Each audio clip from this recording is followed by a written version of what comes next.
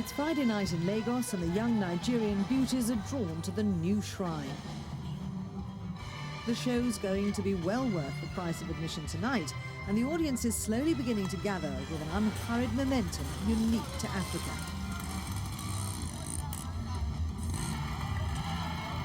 Femi Kuti and the Positive Force Band are putting on a concert. It's to mark the 4th anniversary of Femi's father's death. Fela Kuti was the Afrobeat legend who married 27 of his dancers. Son Femi is monogamous, but he knows how to get the show moving anyway.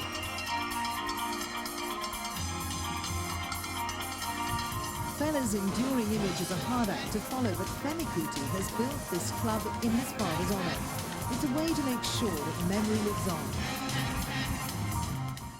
Well, my relationship with my father was problematic, but we're very close.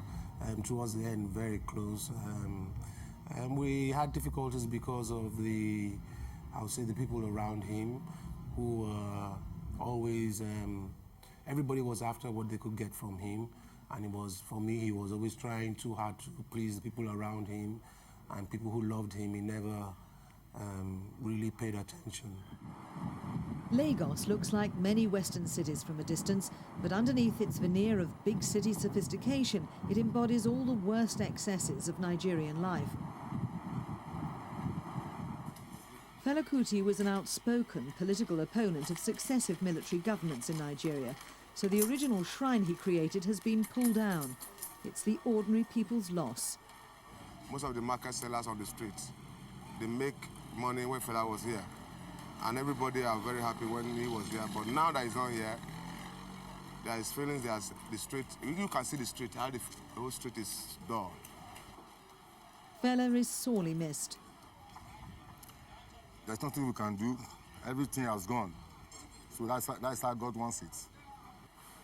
Imprisoned and harassed by the authorities, Fela was urged to run for president by his fans. And Nigeria will never see his like again.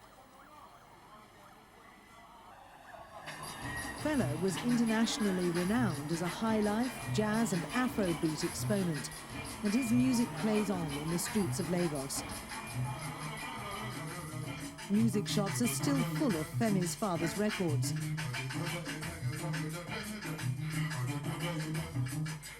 He produced over 130 songs in his long career, but to those who knew him, Fela was much more than a musician.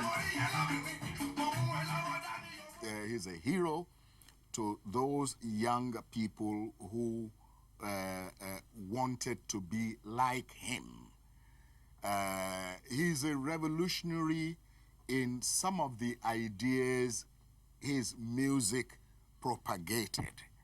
And if he was not a revolutionary, he would not have become such a scare to established authority. Africa will be free. Africa will unite. And now Femi Kuti has taken up his father's mantle. We'll unite one day, someday. Once desperate to prove himself greater than Fela, Femi has mellowed. He's content with his own career now.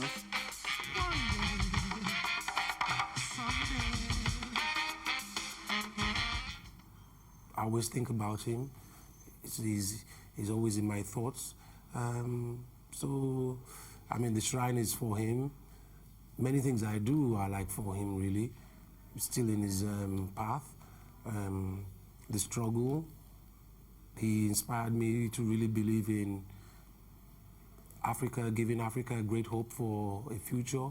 And so I spend my career, most of my career, fighting for the liberation of Africa and things like this.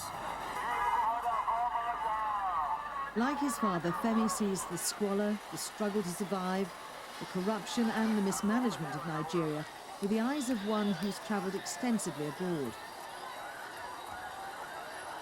He's very critical of the lack of progress managed by the successive regimes in his homeland. I say we're in prehistoric times. We have passed the Stone Age. We are going further and further back into, we are going back into the forest. It's pathetic, I think. It's terrible. I see there's no ideology behind the government, for instance. And in recent months, as always, the newspapers on sale in the capital bemoan the state of the Nigerian nation. The headlines speak of corruption, civil unrest and economic disaster in equal measure. But as well as Fela's political views, Femi Kuti has inherited the indomitable celebration of life that throbs at the heart of Afrobeat.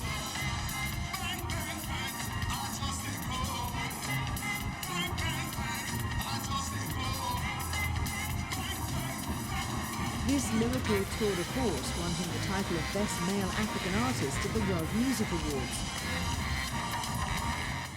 The next generation will either be more violent or more peaceful, and that's life.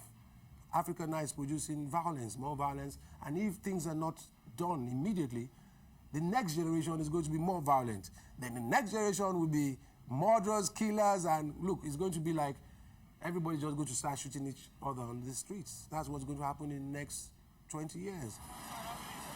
And it's obvious on the crime-ridden streets of Lagos that unless things change soon, this generation of street-savvy hustlers is destined to maintain the gangster ethos that makes Nigerians notorious in Africa. I think music is the most peaceful and the best way at this point in time, because after music, it's going to be the gun. But in the new Shrine Club, the dancers continue the tradition of provocative yet tongue-in-cheek sexuality that built Fela's reputation. She said, squeeze me now. And Femi knows how to turn it on too. Don't slow down now. The lyrics may be risque, but Femi's heart's in the right place. To the left now. Don't slow down now. I've not given up hope.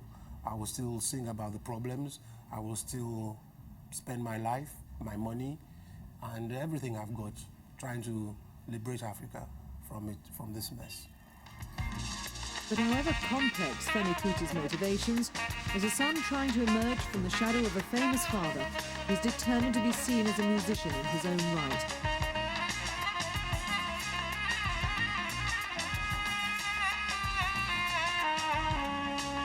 And Femi does know how to blow a sax.